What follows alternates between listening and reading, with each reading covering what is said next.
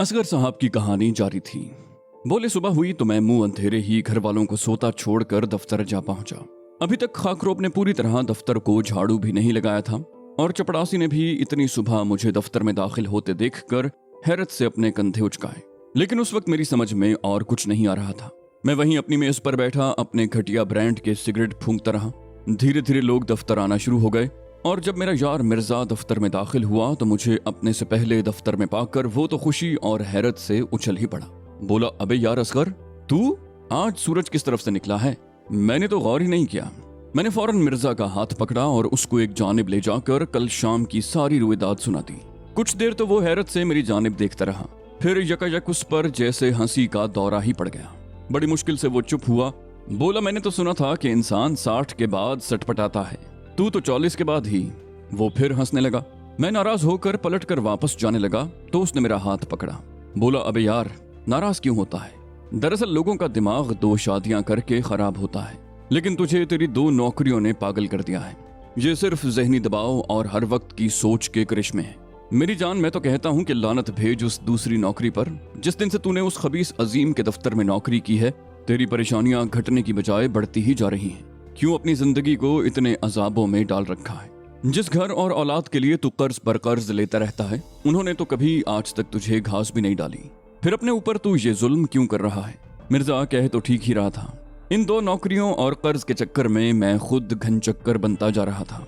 लेकिन क्या वो सब जो मेरे साथ बीता सिर्फ एक ख्वाब ही था? और क्या कोई ख्वाब इतने लंबे तसलसल से भी देखा जा सकता है?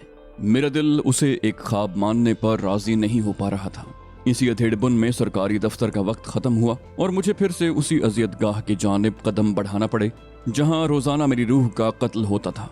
लेकिन उस दिन इत्तेफाक से वो जल्लाद अजीम दफ्तर कुछ देर से पहुंचा और आते ही उसे किसी जरूरी काम के सिलसिले में दोबारा बाहर जाना पड़ गया।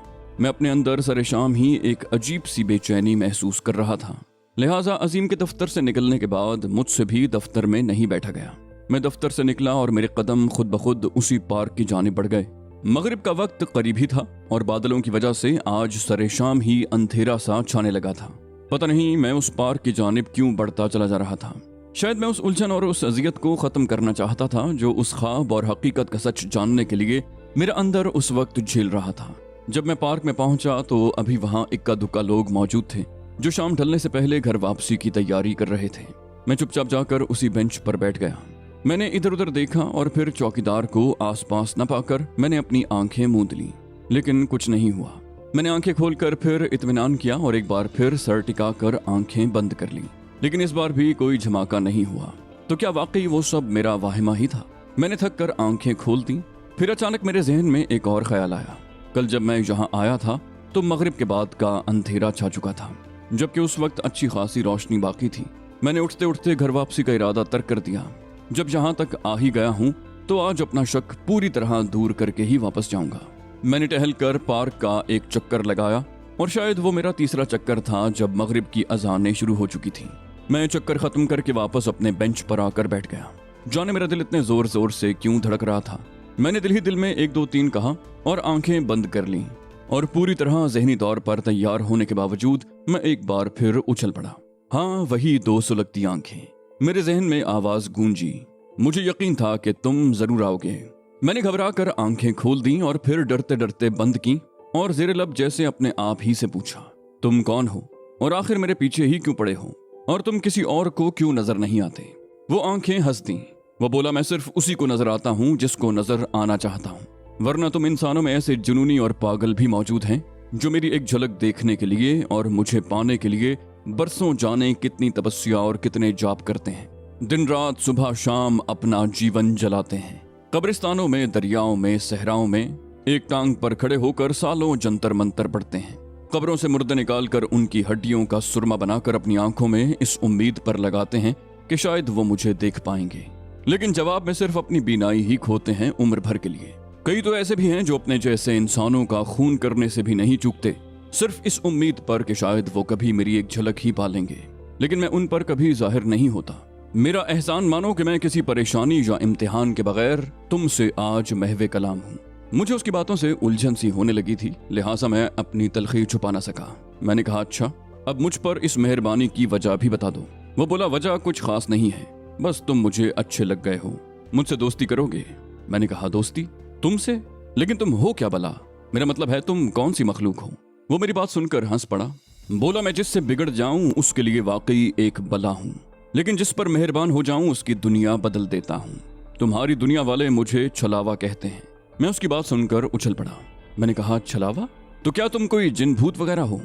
वो फिर हंसा, बोला तुम चाहो तो भूत ही समझ लो, लेकिन क्या तुमने आज तक कोई भूत देखा भी है? जिन्नात का वजूद तो फिर भी साबित है, वरना तुम इंसान ही खुद सबसे बड़े भूत हो। मैं अभी तक उलझन में था। मैंने कहा क्या तुम सामने आकर मुझसे बात नहीं कर सकते? मुझे यूं बंद आंखों से बात करने में उलझन हो रही है।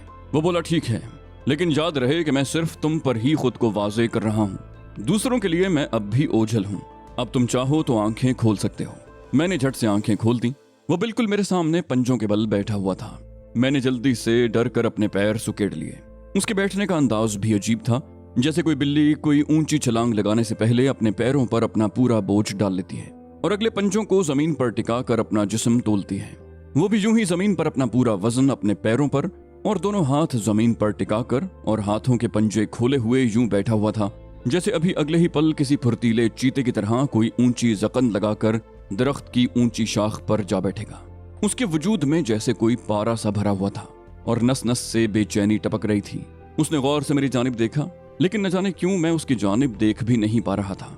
वो बोला तुमने मेरे सवाल का जवाब नहीं दिया कि तुम मुझसे दोस्ती करोगे या नहीं, लेकिन कोई भी जवाब देने से पहले मैं तुम्हें ये बताना जरूरी समझता हूँ कि मेरी दोस्ती उतनी आसान नहीं है। कुछ शराइत पर पूरा उतरना पड़ता है। हाँ, अलबत्ता उसके बाद जब तुम मेरे दोस्त बन जाओगे तो दुनिया की हर आसाइश और वो सब कुछ जिसका तसव्वुर तुम शायद अपने आखिरी ख्वाब में भी नहीं कर सकते, वो सब तुम्हारे कदमों में होगा। बस सिर्फ तुम्हारी ख्वाहिश दिल से होंठों पर आने तक की देर होगी और इस जहान की हर नेमत तुम्हारे इख्तियार में होगी।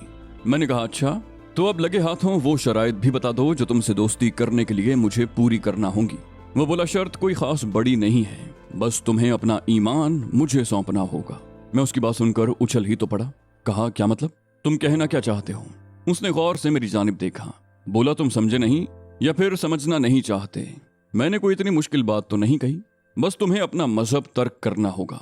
तुम मुसलमान होने के बावजूद अपने मजहब का कोई भी फर्ज रुकन अदा नहीं करोगे, कभी मस्जिद में कदम नहीं रखोगे, कलमा नमाज रोजा ये सब तुम्हारे लिए मेरी दोस्ती के बाद अजनबी हो जाएंगे।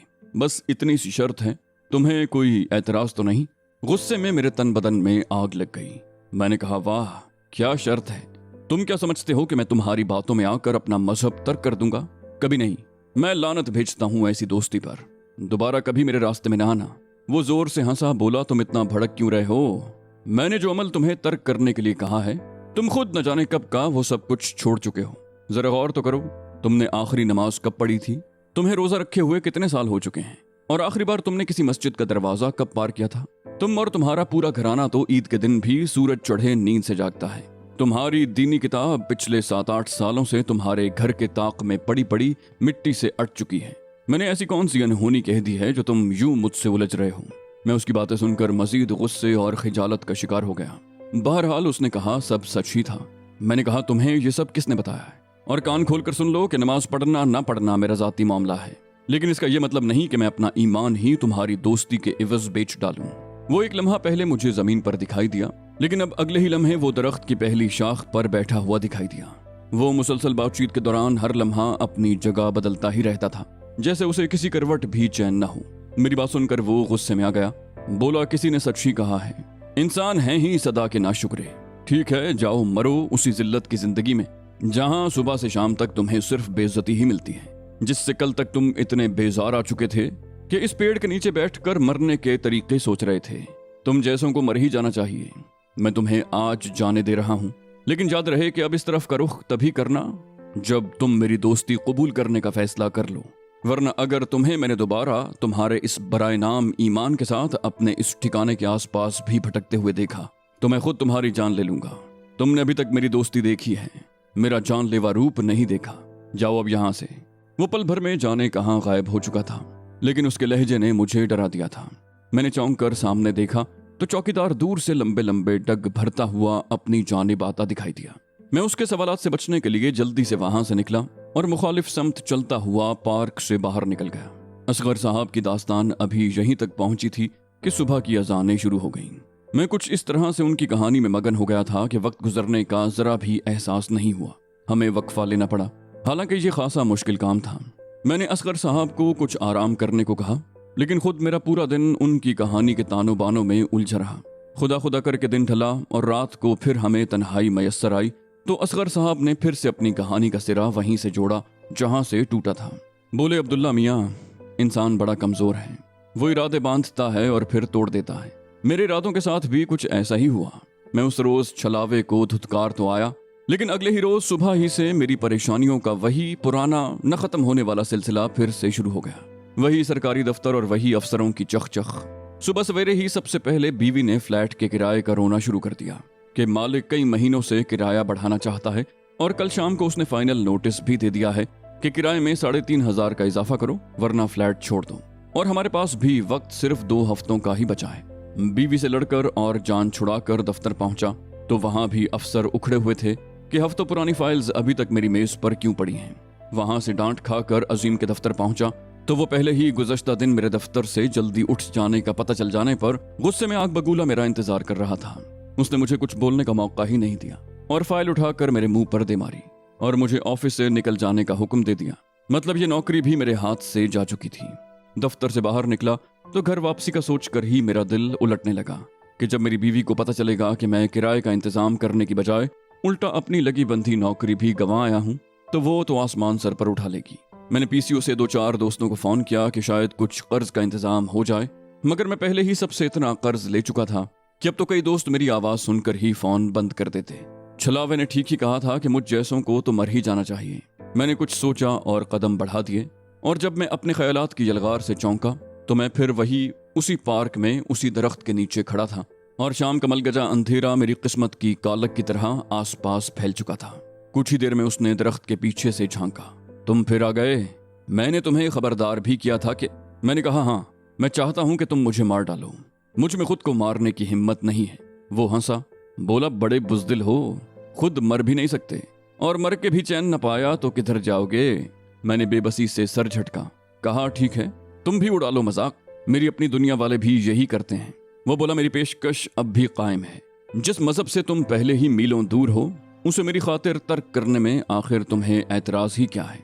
अच्छा चलो, मैं तुम्हारी खातिर अपनी शर्त में कुछ नरमी पैदा कर देता हूँ, लेकिन सिर्फ तुम्हारे लिए। क्या समझे? तुम चाहो तो सिर्फ 1 साल के लिए आजमाइशी तौर पर अपना ईमान मेरे पास गिरवी रखवा सकते हो। अगर साल के बाद तुम्हें लगे कि तुम्हारी पुरानी जिंदगी ही बेहतर थी तो तुम वापस लौट जाना, लेकिन ख्याल रहे कि 1 साला मुआहिदे में हम दोनों को एक दूसरे की हर बात मानना होगी। जो तुम कहोगे वो मैं करूंगा और जिस चीज से मैं तुम्हें मना करूंगा तुम्हें उससे पलटना होगा। बोलो, मंजूर है? मैं अभी तक उसी हिचकिचाहट का शिकार था। कहा, लेकिन मेरा मतलब है कि अगर किसी गलती या मजबूरी की वजह से मैंने मजहब का कोई ऐसा रुकन इख्तियार कर लिया तो क्या होगा? क्या उसके बाद? उसने मेरी बात काट दी। बोला, उसकी तुम फिक्र न करो। जब तुम एक बार सच्चे दिल से अपना ईमान मेरे पास गिरवी रखवा दोगे तो फिर साल भर तुम्हारे दिल में ऐसी कोई बात अव्वल तो पैदा होगी नहीं, और फिर अगर तुम्हारा दिल भटका भी तो मेरे पास उसका इंतजाम भी मौजूद है। तुम ये सुर्ख धागा अपने गले में बांध लो, ये पूरे 1 साल तक तुम्हारे गले में मौजूद रहेगा और तुम्हें हर उस बात से बचाएगा जो मुझे पसंद नहीं है या जिससे हमारी दोस्ती की किसी भी शर्त पर कोई आंच आ सकती हो। यूं समझ लो कि यही सुर्ख धागा मेरे और तुम्हारे राब्तों और मुआहिदे का जामिन होगा। मैंने सर झटक कर देखा तो धागा अब उसके हाथ से मेरे हाथ में मुंतकिल हो चुका था। मैं शदीद हिचकिचाहट और कशमकश का शिकार था। उसने मुझे उकसाया। बोला, सोचो मत, ऐसे मौके जिंदगी में बार बार नहीं मिलते। तुम्हें कौन सा दीन या दुनिया में से कोई एक भी मयस्सर है? दीन की तरफ तुम गए नहीं और दुनिया तुमसे भागती रही। अब एक मौका मिला है तो कम से कम इस जिंदगी को ही जी जाओ। सिर्फ 1 साल की ही तो बात है, फिर उम्र पड़ी है दीन को जीने के लिए। बांध लो धागा। लोग ऐसी जिंदगी का एक पल जीने के लिए उम्र भर एड़ियां रगड़ते हैं और मैं तुम्हें पूरा 1 साल दे रहा हूं। बांध लो ये धागा, देर मत करो। मेरे जहन में जैसे एक साथ कई छक्कड़ चल रहे थे। मैंने एक गहरी सांस ली, आंखें बंद की और धागा गले में डालकर उसकी डोर कस ली। दफतन एक जोरदार आंधी चली। मुझे यूं लगा ये हवा उस दरख्त की शाखें मुझ पर गिराकर ही दम लेगी। गर्द का एक तूफान उठा। मुझे एक तेज चक्कर आया और मैं लहरा कर वहीं जमीन पर गिर गया। दोबारा मुझे होश तब आया जब कोई धीरे धीरे प्यार से मेरा कांधा हिलाकर मुझे जगाने की कोशिश कर रहा था। उठ जाए ना, देखें कितनी देर हो गई है, आज दफ्तर नहीं जाना। मैंने घबरा कर आंखें खोल दी। मेरी झगड़ालू और लड़ाका बीवी निहायत तमीज और प्यार से मुझे जगा रही थी और उसके हाथ में गर्म चाय का एक कप भी था। ओह बेटी, मैंने जल्दी जल्दी जोर से अपनी आंखों को रगड़ा। मैंने पहले कोई ख्वाब देखा था या अभी इस वक्त कोई सपना देख रहा हूँ। मैं हैरत से उसकी तरफ देखता रहा। उसने प्यार से मेरे गाल सहलाए और तकिया सीधा करके मुझे बिठाया और चाय का कप मेरे होंठों से लगा दिया। बोली, उफ, किस सोच में पड़े हैं, जल्दी करें, मैं आपके कपड़े इस्त्री करके बाथरूम में लटका देती हूँ। जल्दी से चाय पीकर नहा लें, पानी गर्म करवा दिया है। मेरी बीवी कमरे से मुस्कुराती हुई निकल गई। उसकी ये मुस्कुराहट मैंने आज से ठीक 25 साल पहले देखी थी, जब हमारी ताज़ा ताज़ा शादी हुई थी। तब से लेकर आज तक मैं उसकी मुस्कुराहट तो दूर, उसके 2 मीठे बोलों को भी तरस गया था। बीवी के निकलते वक्त मेरी नज़र ड्रेसिंग टेबल के आईने पर पड़ी तो उसमें मुझे पीछे अपनी अलमारी के ऊपर वो बैठा मुस्कुराता हुआ नजर आया। मैंने जल्दी से पलट कर देखा तो कोई नहीं था। मैंने एक ख्वाब के से आलम में चाय खत्म की और कमरे से बाहर निकला तो मेरी बड़ी बेटी तौलिया और साबुन और दूसरी बेटी हाथ में मेरे इस्त्री शुदा कपड़े उठाए नजर आई। बोली, अब्बा जल्दी से नहा लें, फिर हम सब इकट्ठे नाश्ता करेंगे। आज उज़्मा ने अपने हाथों से आपके लिए पराठे बनाए हैं। उज़्मा मेरी छोटी बेटी का नाम था। मैं हैरत से वहीं गिर पड़ने के करीब था। इसी कैफियत में गुस्ल करके बाहर निकला तो मेरा बड़ा बेटा वक्कार मेरे जूते पॉलिश कर चुकने के बाद उन्हें कपड़े से चमका रहा था, जबकि छोटा मेरे लिए खुश्क स्लीपर लिए पहले ही से मेरे इंतजार में गुस्ल खाने के बाहर खड़ा था। मेरी तो जैसे जबान ही गुंग हो चली थी। मेरी बीवी और बेटियों ने जिस प्यार से मुझे नाश्ता करवाया और बेटों ने जिस मोहब्बत से लंच बॉक्स का टिफिन कैरियर मेरे हवाले करके मुझे दफ्तर के लिए रुखसत किया, वैसा मैंने ख्वाब में भी तसव्वुर नहीं किया था। फ्लैट से निकलकर बस स्टॉप पर पहुंचा तो जैसे बस मेरे इंतजार में ही खड़ी थी और मेरी पसंदीदा 3 नंबर की खिड़की वाली सीट भी खाली थी, जहां बैठकर मैं ड्राइवर से कहकर अपनी पसंदीदा कैसेट भी सुन सकता था। आज खिलाफ तवक्को कंडक्टर का रवैया भी मेरे साथ बहुत अच्छा था और जाने क्यों मुझे ये भी महसूस हुआ। पल भर के लिए मैंने ड्राइवर के सामने लगे हुए बैक व्यू मिरर में अपने उसी मेहरबान की एक झलक भी देखी, लेकिन जब मैंने पलट कर देखा तो पिछली सीट पर कोई और बैठा हुआ था। दफ्तर पहुंचा तो चपड़ासी ने निहायत अदब से सलाम किया और बताया कि तौसीफ साहब 2-3 बार मेरा पूछ चुके हैं। तौसीफ साहब हमारे सेक्शन ऑफिसर थे और उसूलों और वक्त के निहायत पाबंद।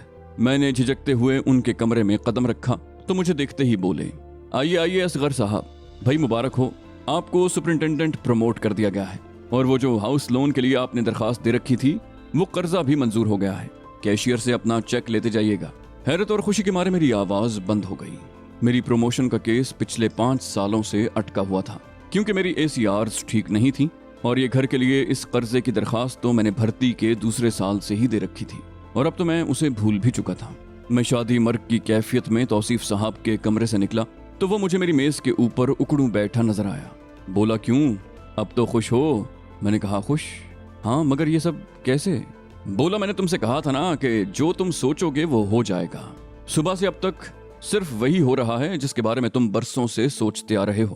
तुमने आज तक हमेशा यही सोचा था ना कि तुम्हारे घर में तुम्हारी इज्जत हो, आराम और सुकून हो और तुम्हारी वो सब छोटी छोटी ख्वाहिशें पूरी हों जिनके लिए तुम बरसों से तरस रहे हो। तो बस मैंने सिर्फ तुम्हारी आज तक की उन ख्वाहिशों को पाया तकमील पर पहुंचाया है। वैसे तुम इंसान भी बड़े अजीब होते हो। तुमने इन मामूली और घटिया सी ख्वाहिशों के पीछे भागते भागते अपनी सारी उम्र गंवा दी। ये मामूली सा हाउस लोन और सुपरिंटेंडेंट की ये बड़े क्लर्कों वाली नौकरी, बस यही पहुंच थी तुम्हारी आज तक की हर सोच, हर जज्बे की। सच पूछो तो मुझे अफसोस हो रहा है तुम्हारे मेयार पर। मैं हैरत से बैठा उसकी बातें सुनता रहा। उस वक्त दफ्तर में कुछ ज्यादा चहल पहल नहीं थी क्योंकि बाकी सारे लोग कॉन्फ्रेंस हॉल में थे। मैंने अपनी आंखें पटपटाईं। कहा, मतलब ये कि जो भी मैं सोचूंगा तुम मेरे लिए वैसा ही कर दिखाओगे, कुछ भी जो भी मेरे दिल में आए। वो मुस्कुराया, बोला, आजमाइश शर्त है। और फिर मैंने आजमाने का फैसला कर लिया। शाम को जब मैं अजीम के दफ्तर पहुंचा तो मेरे दिल ने कहा, अजीम मेरे लिए दरवाजा खोले। और फिर दरवाजा खुला तो अजीम मेरे सामने फाइलें लिए खड़ा था। उसने खुशामद भरे लहजे में कहा, आए सर प्लीज, आपका ही इंतजार कर रहे थे। शबाना भी उसके पहलू में खड़ी मुस्कुरा रही थी। मैं शदीद ख्वाहिश के बावजूद कुछ डगमगा सा गया। उसने मेरे जहन को धीरे से खटखटाया, बोला, घबराने की जरूरत नहीं है, इस वक्त ये तुम्हारा नहीं, तुम इसके बॉस हो। जो दिल में भड़ास भरी है सब निकाल दो। मैं फिर से खुद एतमाद हो गया और अजीम के कमरे में दाखिल होते हुए मैंने उससे काम के बारे में पूछा। शबाना मेरी कुर्सी के पीछे ही खड़ी थी, बिल्कुल वैसे ही जैसे वो अजीम के साथ खड़ी होती थी। अजीम ने जल्दी से फाइल मेरे सामने पेश की। मैंने 2 सफ़े पलटे और फिर फाइल उठाकर पूरी कुव्वत से अजीम के मुंह पर दे मारी। कहा, ये काम करते हो तुम? आज तक तुम्हें ठीक तरह से ड्राफ्टिंग करना भी नहीं आती। बूढ़े गधे हो गए हो और अभी तक गलतियां करते रहते हो। अजीम के माथे से वैसे ही पसीना टपक रहा था जैसे रोजाना मेरे माथे से टपकता था। शबाना वैसी ही मुस्कुराहट लबों पर सजाए खड़ी तंज से अजीम की जानिब देख रही थी। मैं फिर अजीम पर धाड़ा कहा, चलो उठाओ ये फाइल और अपनी मनहूस सूरत मेरी नजरों के सामने से दूर ले जाओ। दोबारा इस तरह का ड्राफ्ट मेरे सामने लेकर आए तो मैं फाइल समेत तुमको भी इस खिड़की से बाहर फेंक दूंगा। दफा हो जाओ। अजीम खजालत और शर्मिंदगी से कांपता हुआ कमरे से निकल गया। शबाना मुस्कुराती हुई मेरी आगोश की जानिब बढ़ी, लेकिन अब उसकी बारी थी। मैं जोर से चीखा, और ये तुम क्या हर वक्त अपने होंठों पर तवायफों जैसी नुमाइशी मुस्कुराहट सजाए मेरे आगे पीछे फिरती रहती हूँ? मुझे अपने दफ्तर में काम चाहिए, बाजार नहीं। तुम भी दफा हो जाओ यहाँ से, वरना मैं तुम्हें भी अभी इसी वक्त धक्के मार कर दफ्तर से निकलवा दूंगा। शबाना का रंग ही जैसे उड़ गया और वो चंद लम्हे हैरत और सदमे में गुंग सी खड़ी रह गई और फिर रोते हुए दौड़कर दरवाजा खोलकर बाहर भाग गई। मेरे अंदर बरसों के उबलते हुए लावे पर जैसे किसी ने पूरा ठंडा दरिया उंडेल दिया हो। इतना सुकून मैंने अपनी पूरी जिंदगी में कभी महसूस नहीं किया था। मैं अजीम के कमरे से बाहर निकला तो सारे दफ्तर के लोग हैरत ज़दा से खड़े थे और ये सारा माजरा उन्होंने खुद अपनी आंखों से देखा था। ये वही सब लोग थे जिनके सामने मैं बरसों से जलील हो रहा था और आज उन्होंने मुझे अपने अंदर का लावा उन लोगों पर उगलते हुए देख लिया था जिनसे वो अंदर ही अंदर शायद खुद भी शदीद नफरत करते थे, लेकिन खौफ और मजबूरी की वजह से कुछ बोल नहीं सकते थे। मैंने हॉल से निकलते हुए सबको अलविदाई सलाम किया तो सबसे पहले जावेद के हाथ ताली बजाने के लिए उठे और फिर धीरे धीरे उन सब की तालियों से हॉल गूंजने लगा। मैं मुस्कुराते हुए दफ्तर से बाहर निकला तो मैंने धीरे से खुद से सरगोशी की, तुमने ये सब कैसे किया? मेरा मतलब है अजीम मेरे सामने यूं भीगी बिल्ली बना कैसे खड़ा था? आखिर वो है तो मेरा बॉस ही। वो मुस्कुराया, बोला, तुम इन बातों में अपना जहन मत उलझाओ, ये मेरे बाएं हाथ का खेल था। बहरहाल फिलहाल तुम नए नए मेरे दोस्त बने हो तो यूं समझ लो कि ये सब नजरबंदी का खेल था। अजीम ने तुम्हें अपने ही किसी बड़े अफसर के रूप में देखा। तुम्हारे दफ्तर से निकलने के बाद उसे रफ्ता रफ्ता ये एहसास होगा कि उसे जलील करने वाले खुद तुम थे। बहरहाल अब तुम कुछ बड़ा सोचो। पूरा दिन गुजर गया है ये चूहे बिल्ली का खेल खेलते हुए। मैंने हैरत से उसकी तरफ देखा, कहा, बड़ा सोचूं? क्या मतलब? बोला, मतलब ये कि सबसे पहले तुम्हें उस फटीचर फ्लैट से निकाल कर तुम्हारे लिए अपने दोस्त के हम मनसब जिंदगी का सोचना होगा। आखिर अब तुम मेरे दोस्त हो, कोई मामूली इंसान नहीं, लेकिन तुम इंसानों की मजबूरियां भी ध्यान में रखना पड़ती हैं। बहरहाल ये सब तुम मुझ पर छोड़ दो। और फिर मैंने वाकई सब उसी पर छोड़ दिया। अगले 3 दिन के अंदर न जाने मेरे बरसों पुराने खरीदे गए चंद प्राइज बॉन्ड्स और हाल ही में खरीदा गया लॉटरी का एक टिकट यक के बाद दीगरे यूं निकले कि अगले 1 महीने के अंदर मैं पहले लखपति और फिर अगले चंद महीनों में करोड़पति हो चुका था। दौलत मुझ पर यूं बरस रही थी जैसे मैंने कोई पारस पा लिया हो और मैं जिस चीज को भी हाथ लगाता वो सोने की बन जाती। 6 महीने के अंदर अंदर मेरी जिंदगी यकसर बदल चुकी थी और उन 6 महीनों में उस छलावे ने खुद मुझसे कोई खास काम भी नहीं लिया था, सिवाय एक आध बार किसी वीराने से चंद जले हुए बाल उठाकर किसी घर के आंगन में डाल आने के, या फिर किसी जानवर का गोश्त किसी एक जगह से उठाकर किसी दूसरी जगह फेंक आना। सच पूछो तो मुझे वो सब काम इंतहाई बचकाना लगते थे।